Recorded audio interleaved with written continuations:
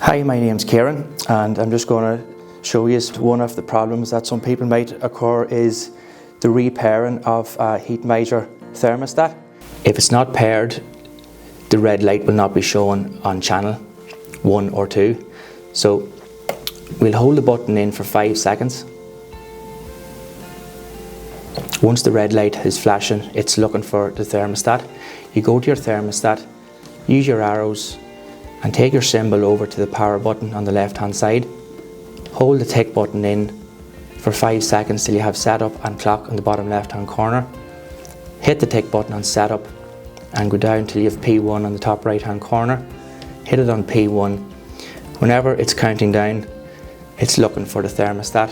When the red light has disappeared, it has found it.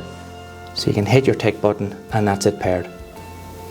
If you want to reset the channel and your thermostat, you can hold the channel in for 15 seconds.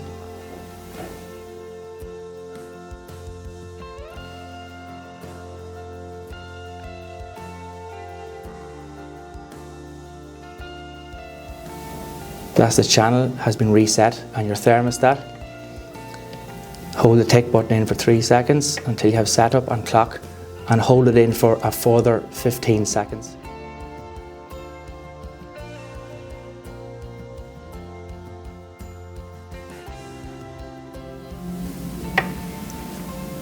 Hit the tick button on setup, release your batteries and put them back in, and that's the thermostat has been reset also.